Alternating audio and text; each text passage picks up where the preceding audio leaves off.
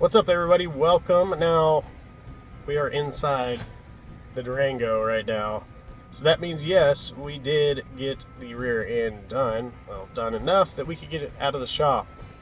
Now I'll go over still some of the things I want to do on it and other things that we have to do on it. So this episode is going to be a little long. I kind of meant for the rear end to be a couple of episodes long, but it was kind of taking me a little longer and I had to redo a couple things, as you'll probably see in the video. So we're actually just going to make this into one long video. Now I'm already working on other stuff, like ripping the interior out of here, so this is obviously after we got everything done. If you want to just see what it looks like, here's a little snippet of what it looks like now. And then, well, if you actually care about seeing the process on it, just stick around, because it was a process, but we got it done. Anyway, I hope y'all liked the video. Now back to the past me working on everything.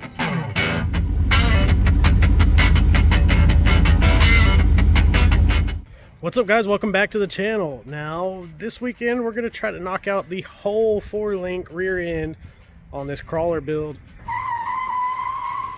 Now we don't have the suspension, so I guess it's not the whole rear end, but hopefully we get everything mocked up, get the suspension, get the axle cycled under the back so we make sure we have good clearance all around. Then also that'll give me the chance to see what type of measurements I need to do, get hopefully the shock links I need and everything. We're definitely going to be busy. Well, check this out. We're going to be running some Steelies on this for now. We have Ironman MTs. These are 37 by 12.5 R17s. I went with 17s because I do like the way the 40s and 17s work on this. And eventually I'll probably try to get 40s under here. So we're going to mock everything up with this on, but we are also going to try to give ourselves just a little extra. So instead of me wanting to have, a ½ inch maybe at full stuff, maybe I want to have 1.5 inches or 2 inches or something. So that way, if I come back with the 40s, I have more room to actually put them on. Also, these tires are super cheap. Anyway, I got to get this Humvee out of here. I got to get the Durango backed up in here. Ooh, that's going to look good. All right. Well, first things first, jacks under the frame. My pipe jack's under the back here. We'll lift this all up. And then I will actually use this chain to, well, basically run some bolts through the back here just for extra safety. Alrighty, we got it up on the stands there. Now, I think what I'll basically do is try to cut that side, cut the inside there, and then just cut our mouths. Now, some people just basically try to unbolt these. I don't want to take the time to unbolt these, and I think I can do a lot quicker with just one of these. So we are just gonna just chop at it. Now I am gonna take the weight off, so I'll have a jack up under there. So whenever I cut this off, it doesn't want to just completely spring away and hurt me or anything. Then once we get it down, we cut the fronts also. I gotta hop under there and cut that brake line that's back over there. Anyway, time to get to chopping, and then I'll work on getting that fuel tank out of there. But right now, I'm gonna get the axle out of the way so maybe that fuel tank is a little bit easier to get out. All right, I was just a little tiny bit completely wrong about that. The nuts on those leaf springs just came off real easy. So now I should just be able to hammer those bolts out of there, and we just drop the whole thing out. So yeah, I cut those things off once everything's out of the way. Well, all right, we finally got that axle out of there. Now I ended up having to take the wheels off the axle so I could lower it down, put it on some of those little wheel dollies. Basically just rolled it out from under here. Went ahead and took the leaf springs off here because I can't fit it through there with the leaf springs on. So now we need to work on dropping that fuel tank out of there. And so I'm just gonna have to kind of get up under there and see. Super easy to disconnect our fuel filler hoses there. That's not gonna be an issue. As you can see, that's definitely going to be in our way. Like, there's no way around it. I probably could have done a 3-link in the back and maybe left that there. I don't like 3 links as much, so I'd rather do the 4-link. So we're going to do the 4-link in the back. We'll have to do a 3-link in the front because of all the other stuff. But anyway, I'm going to hop under there, start disconnecting some of that, see if I can get that thing lowered out of there. All right, well, last night I came back in here, went ahead and removed our little, well, heat shielding plate, and then also removed our fuel tank from out of there. I did have one issue with the fuel tank is, well, you can probably see the strap over there hanging by the jack, but I could not get that bolt, nut, stud, whatever you want to call that thing, off of that strap. I ended up having to cut the strap. But anyway, we were able to lower that out of there. We kind of just have our fuel lines under here pinched off for now, so I'll actually have to go get some like intermediate connections or something so we can run our little external, and then of course our wiring for it is there, so we'll pin off of that for our pump and our ground for our pump. Basically just plug in our stuff and we should still be able to start this. Now it may have to prime it again because we lost some fuel pressure. We did introduce some air into the fuel lines, but we should be pretty good there. Oh, also need to remove our little fuel filler neck, at least try to. Don't really know how that's coming out of there, but we're gonna try to.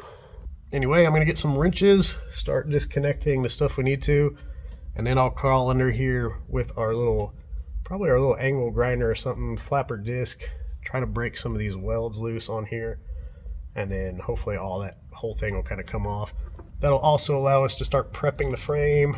I'll probably also hit a couple of spots on this frame where I see the paint kind of coming off. That way we can paint it and try to stop any of this rust from hitting our frame.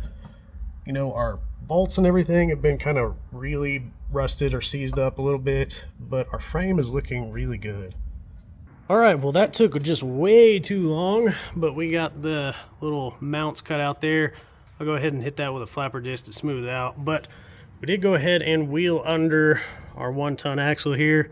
Now I have a little laser line, basically marked our spot from here down, spot from the other side down, found the center, put a mark back here. You can't really see it, but it's in front of our laser line there. And then we have a point up there, is basically right where that rock is. Right. Ooh, that tiny little rock right there. That's where our other line is. So basically lay that line out to where it points from one line to the other. That's our center line. And that'll mark the center line of our axle back here. Man, I really need to wipe all that down. It's kind of dusty now. All right, so that's lined up from the back line, back dot, all the way up to the front dot. And, well, we are slightly left, just a tad. So we'll scoot the axle to the right a little bit, but that'll basically be our center line. Alrighty, well, I went to get some 1.5 inch inside diameter PVC pipe here.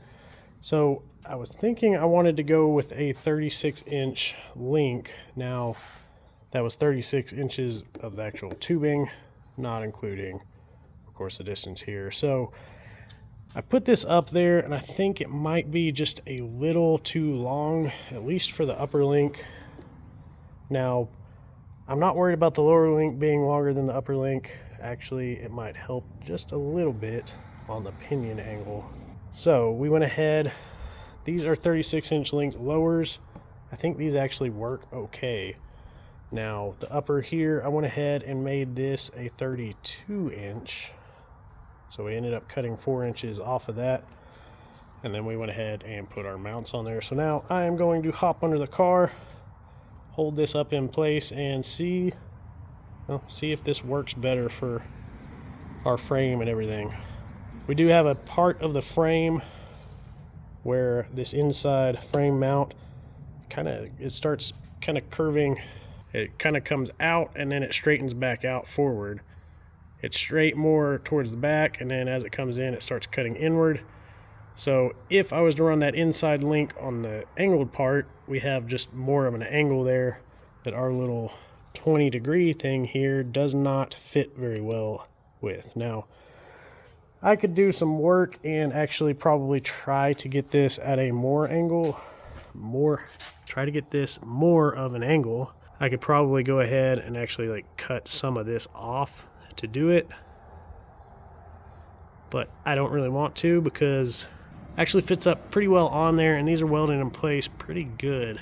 So I'd actually have to cut not only through this side, but I ended up having to cut this piece here as well. So I don't want to do that. So we're gonna see if just a slightly shorter link, I think this may get us off of that kind of angled part. Hopefully this will work well. If so, we'll end up mocking this, like another piece of this for the other side, and kind of getting everything jigged up into place, make sure it works right, and then I'll probably go ahead and tack our pieces into place. All right, so I created these little angular plates. Now what we're looking at here is, oh, okay. So what we're looking at here is this will go on the inside of the frame. Then this will basically weld up to that. So it basically is just like giving us an extra little angle. And that's to make up with that difference in the angle of the frame, because our frame's not completely straight. So this makes up the angle. This actually aligns perfectly now with the top of our axle over there. So I'll actually probably go ahead, weld this onto here, and then I'll just weld the whole thing onto the frame. So yes, it is dark out. We didn't quite make our 4-link in 2 days, but I do have tomorrow off, so I'm gonna basically try to get this thing finished up tomorrow. Our axle underneath there, we still don't have anything really connected to it yet, but I have basically gotten it centered. That is about what our stick out is going to be on either side. And yes, we are definitely going to need to trim. But this is actually more stuffed than what is going to be ride height. I mean, we are still on our little trays there. So overall, this might be what actual ride height is once those are on the ground. But we will definitely have more distance there to be able to stuff that tire up in there. A little update underneath. I went ahead and took out our little cross brace that is basically like right up in here, right where the kind of back seats body panel underneath comes up. I was getting a little bit of clearance issues whenever I was fitting up our little test upper link. Man, we are getting close though to basically mounting everything up on the frame, getting everything pretty hard tacked into place. That way we can cycle everything. Well, obviously we have the axle back out from under there. So whenever I had it under there, I went ahead and basically marked where our angle needed to be for our top links forward, and then also marked where our lower links here needed to be. Went ahead and rolled it back out from under there, put some wheels on it just so I could rotate it. Went ahead and tack welded all of these on. They are pretty well tack welded. I think they're all strong enough to do basically our cycling and everything. Make sure everything fits right before I fully weld it up. So now again, I gotta take it back off of these wheels and tires, set it on our little rollers and roll it back under there. I think I did figure out though that our lower link there needs to be just a little bit longer. So that right now is at 36. I'll probably cut another PVC at 40. And then this one, which I cut 4 inches shorter than 36, actually may need to actually be 36 now. So I'm going to take that one, put it on the front, cut another one for this. When that's up under there, we'll go ahead and kind of mark everything out again, make sure our links and everything are right. I know where I want them to go inside the frame. Now, all I need to do is actually do it. So whenever I did do these, you can see I went ahead and marked the center longer, and then basically we made angles and made sure that these angles were the same on that center line and the back there. On these, I knew where that one needed to be because I marked it while I was under there. Went ahead and did that one. Then basically found the angle. Well, actually this was rotated almost upside down. Found the angle that that was sitting at, made sure that one sat at the exact same angle, and then also spaced it out the same on that side as that side. I went ahead and spaced it out from the edge far enough that I shouldn't have any interference with getting stuff in and out of here, and then also getting the welder tip down in that side. All right guys, let's slide under here and I'll show you what we're talking about on the frame here. So we got our frame pretty much cleaned up here. I may clean it up a little bit more before we do some welding, but that's that brace there in case y'all are doing this. Remember, we cut that brace out. All right, what we're looking at, so on the bottom side of this frame rail, it's two-pieced and welded together. So what we're doing, we're taking a piece here that I made, and this is basically going to go right up on there. We're going to weld this plate in, so that'll sandwich and it'll make this bottom part pretty much completely flat. At that point, that will allow us a little bit better spot to weld our bottom link mount on. And then our other mount goes right up in front of this. I don't know, let me see if I can do both. All right, it's kind of hard to hold both up here. The pieces aren't light at all, but this piece basically fits right up in front of this other piece.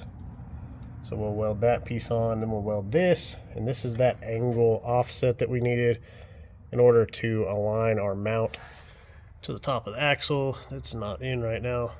We need a little bit more angle because this part of the frame does angle out, and then it straightens back up back here. So that's the plan. Have another piece cut out for the other side, and I already have this angle cut out for the other side as well. I need to modify up the other piece. There is a slight little bend. You can see where I cut that. There's a slight little bend right there in the frame, just so that this piece will actually fit up really close into there. I'm not super skilled at welding upside down, so I may wait till I have a hand or foot to actuate the pedal for me, and then I'll work on welding these up. Don't forget, welding on the frame, disconnect your battery. All right, here, maybe this will help explain. So that goes around the frame, remember, then this will go there. This will sit on top of that, which gives us that little extra angle on there, and then that, well, further away, we'll weld onto there, and then weld onto the rest of the frame, and then I will put another plate on the other side, on this side here, to sandwich on the outside. All right, we didn't get the 4-link done in one weekend, but we can get it done in 2, hopefully. Anyway, let me show you where we're at. All right, well, lighting definitely could be better, but we have the mounts tacked up on each side of the frame. Now, during the week, I had some help, basically measured from our mounting point here back to our mark on the ground, which is right there, but you can't really see it. It's kind of going away. I need to mark it again.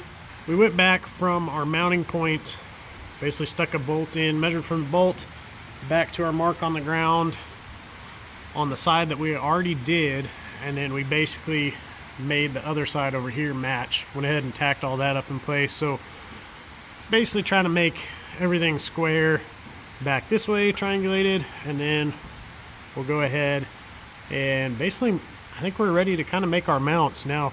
So I think I need to go ahead and put this up on the wheels and tires, basically try to set it at where kind of ride height is going to be, because I need to position that pinion. So the plan on this build is to run a double cardan up at the transfer case. So what we're going to do with the pinion is basically just point it straight at that transfer case, and we should be good.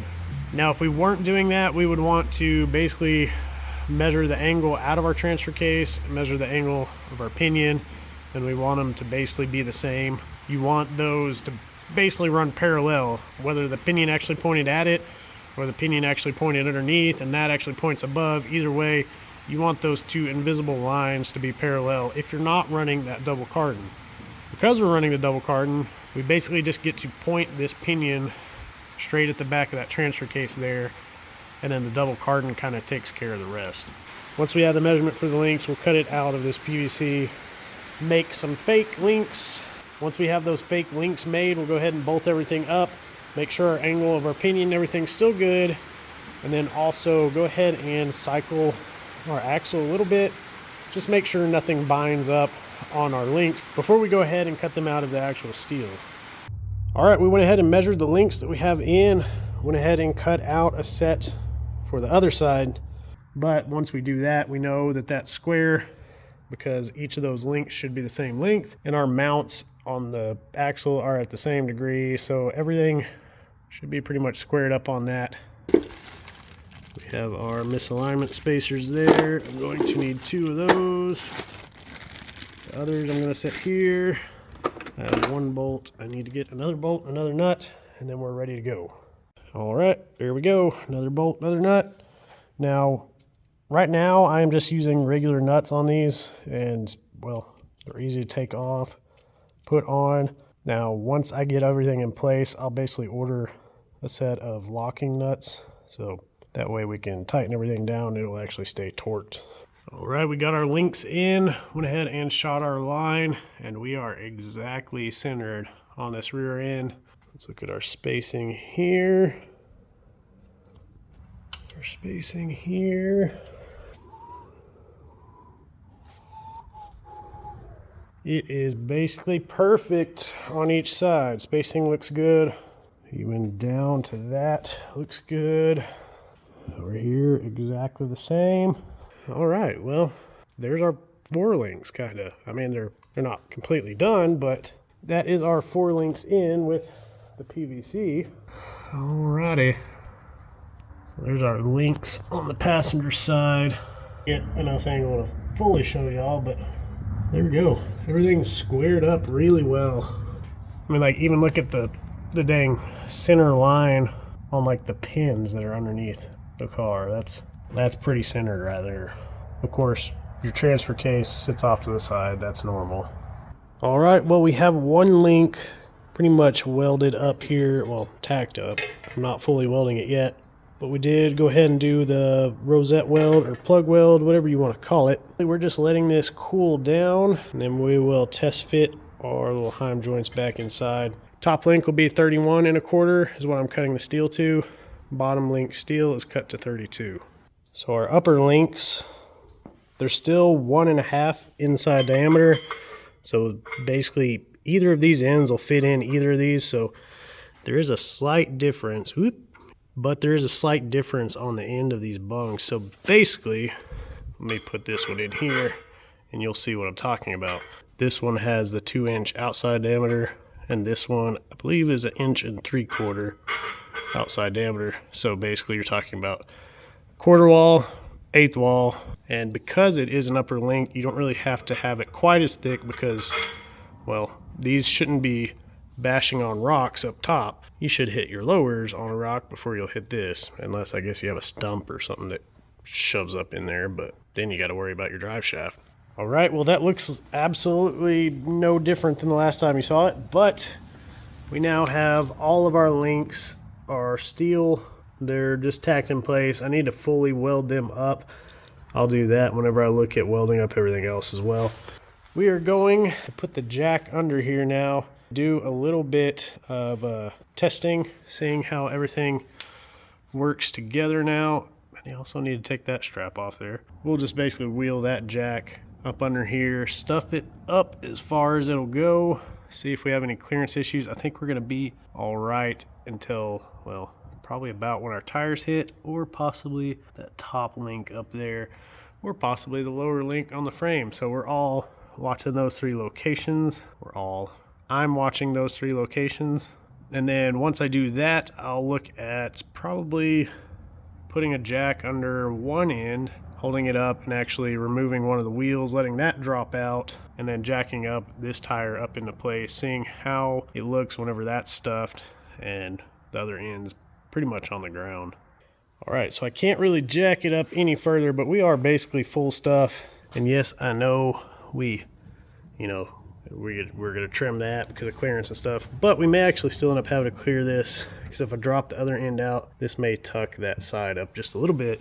As you can see, our links are almost bottomed out there, which is good. So we'll basically run a bump stop right there. And then our little upper links here, I just checked and they just clear that thing. So it looks like we're good all the way around right now. Well, I think this thing's gonna flex out pretty good.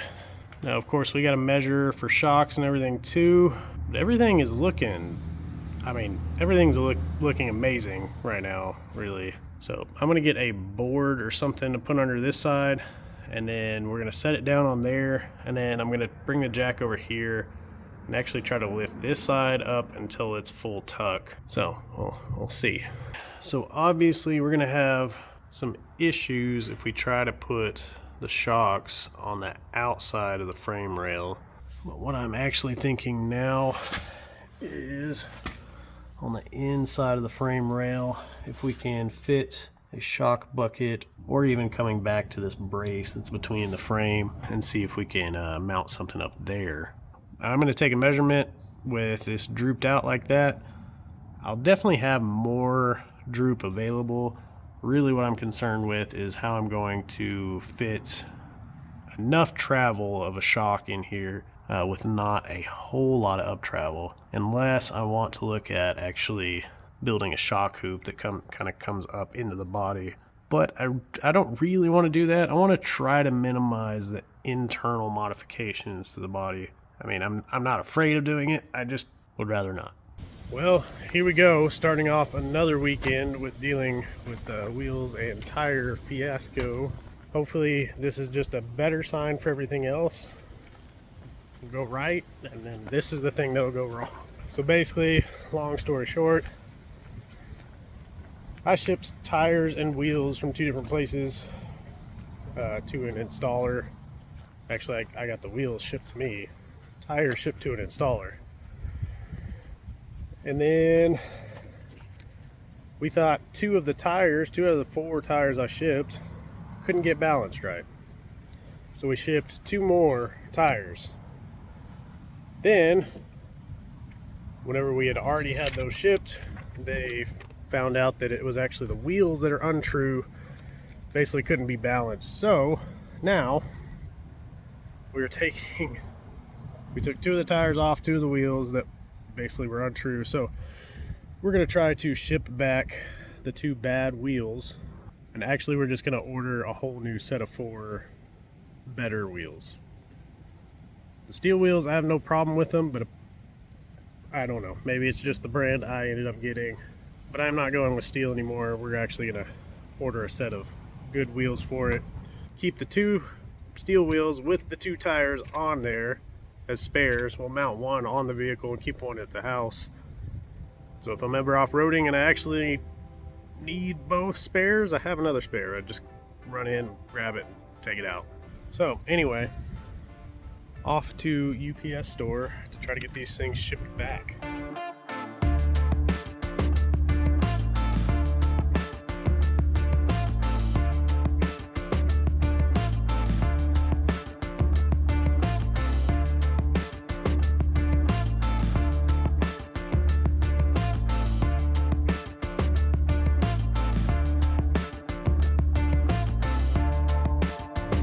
All right, and here we are.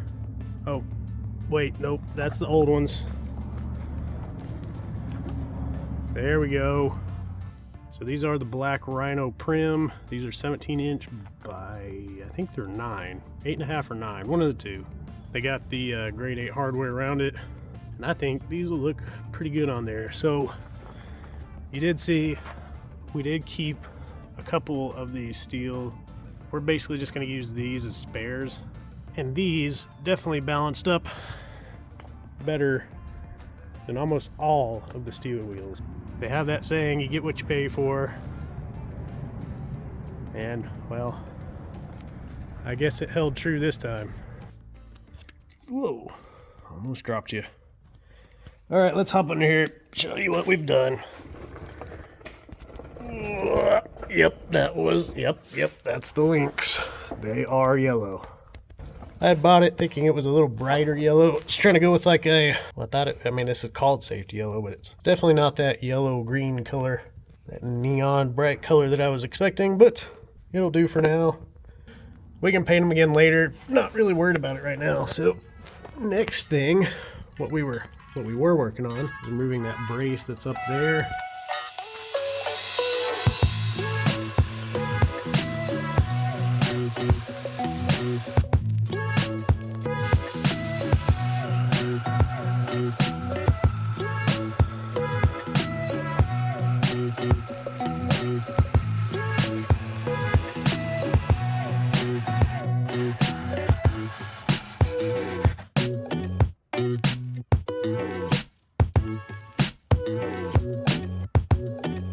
All right, we got that brace cut out of there.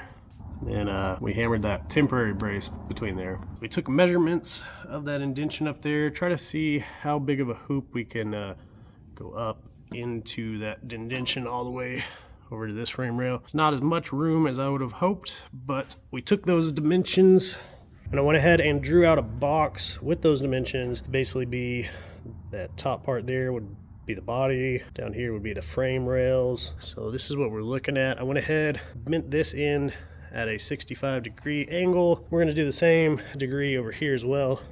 But in order to get that, so we marked the base, that'll be cut off later. Then we went up to where it is pretty much straight across with the top, put a mark, went ahead and marked the ground as well. Then we make the same distance mark here, mark that end, and then we will measure out where we need to put our next mark. And with that, pretty much everything should be pretty squared up, and all I should have to do is cut the ends level. I do want to do a little brace that comes off of there too. So with that mark on the other side, that basically means each of these marks are at 1 inch. We started at that mark, so we have 1, 2, 3, 4, 5, 6, 7, 8, 9, 10 is where that, almost where that line is going to be cut. 11, 12, and then all the way to the edge is 13. So we started this bend at the 1 inch mark on the strap. So what we'll do from the mark on the other side, we will go ahead and put those 1 inch marks all the way over, and then we'll mark where we will start that bend right on that strap on the other side, and we will bend it basically kind of backwards and should end up about pretty much exactly the same, and then we'll trim it. All right, so we actually have that cut. Now we cut the bottom at a slight angle. You can see up in here, gives us about a 1/4 inch all the way around or so. I mean, this can still move depending on how we want to mount this, but now what I need to do is clean the top of this rail up and sand it down to metal so I can tack this in place. All right, so we went ahead and prepped our 2 axle mounts here. So we're basically having the bolt go perpendicular to the axle. So that is an 1.5 inch width mount. Went ahead and made it 1.5 inch, even though our Fox shocks over here actually came with 1.25 inch spacers for the shocks for 1.25 inch spaced mounts. But because kind of the standard for shocks is 1.5 inch, I'm not going to go with 1.25 inch just because that's what they provided. So we ordered some spacers. Of course, they're running late. I don't know why everything I order just has to run late, but I thought going with a certain company would have gotten them here this week, but apparently not. I did go ahead and leave the outside of this mount not welded. So basically what we'll do is once it is on the axle, we get the shock in place and everything, then we'll tack weld that up, take the shock back out, and then fully weld that. So we're basically just getting our mounts pretty much ready today. It's taken a while. So up under here, I went ahead and tacked our mounts in place up there. Now that bar is not fully in place, so I can remove that and fully weld that up. We went ahead and made 2 of these shocks, well, just temporary mounts here. So we ended up cutting 2 pieces of wood, same length, drilled the holes at the same length.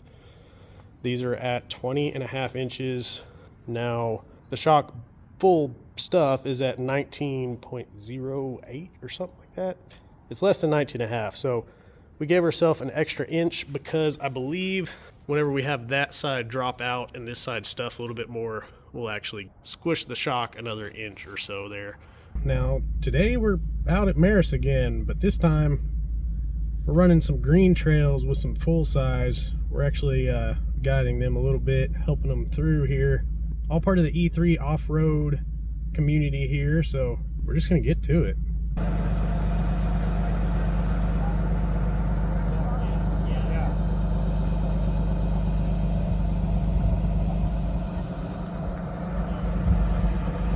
All right, yes, this project taking way longer than it was supposed to.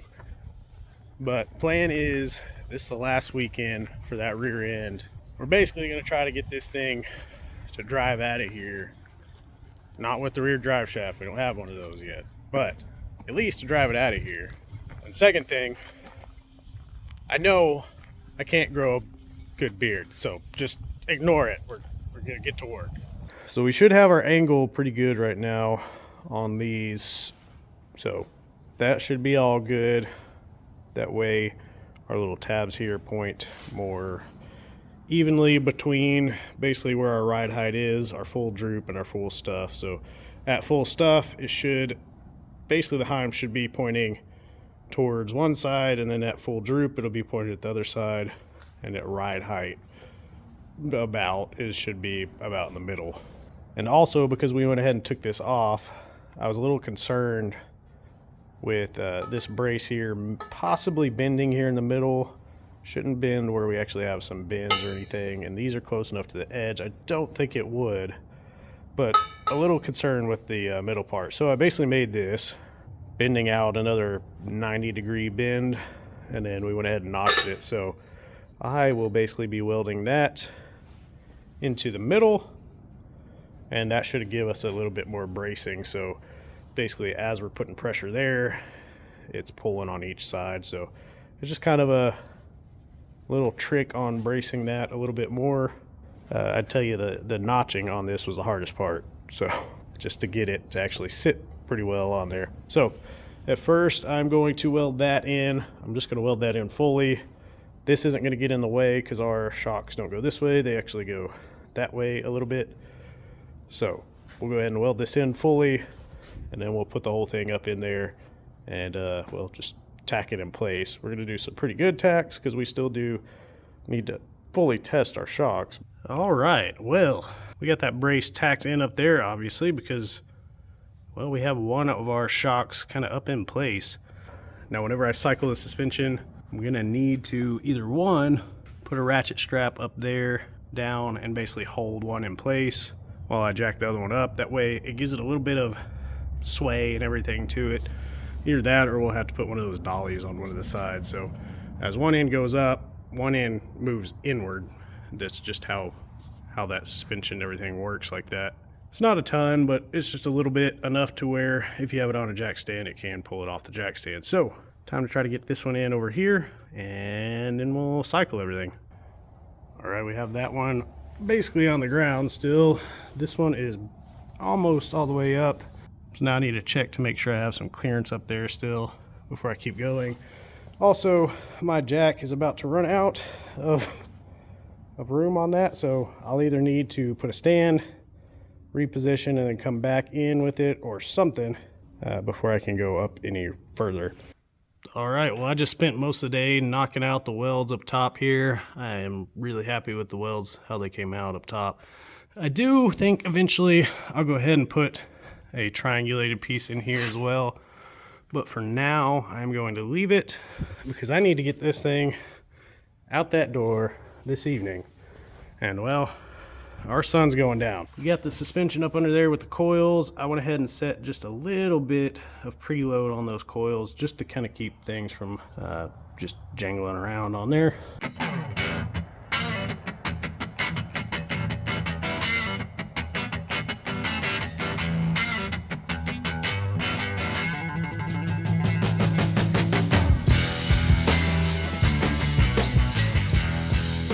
So after letting it settle a little bit and everything, I went ahead and measured where our travel is on the shocks just to see at what stage we are in the shock travel. It looks like we are exactly right in the middle of that shock travel. Personally, I would rather have a little more droop than compression. So I would actually like these to sit closer to like 5 inches or so of the shock travel left, 4.5, 5 inches. So we still have like an inch, inch and a half there that these need to go down. Now that could be that I need a little bit lighter springs on the top, maybe some 175s or something on the top. Right now it's a 200 and a 200. These are both 200. So both compression of both of the springs happens equally at the same time right now. Now if I go with a lighter spring on top, the spring on top will compress a little bit easier than the bottom, and then we'll have a little bit more compression of the full shock at that point. But right now though, we are sitting at quite an angle. And because it's doing this, it actually shifts some of that weight forward. Little physics lesson, gravity is applied basically perpendicular to the ground. And so if that is not up, that gravity is not being basically directly as it would be normally, it's actually being applied at a little different angle. So some of that would be applied directly this way is now being applied this way, which is actually putting more pressure on the front than would be usual and less on the back. So once we get the front jacked up some, once we get the front done and it's lifted some, that'll kind of shift our weight to the back some more. We'll see some compression of that back, as well as, well, we need to put the fuel tanks back in here too. So I kind of have a plan for the fuel tanks, but we'll see more when we get into it. But that will also actually add some weight in the back, plus our gear. So, you know, we're going to need some recovery gear, all that stuff. We'll put a bumper on the back. So honestly, we may actually be good with these springs. So I think with all of that, we'll get a couple of more inches compression of that spring there, and then it'll sit about where I want it to.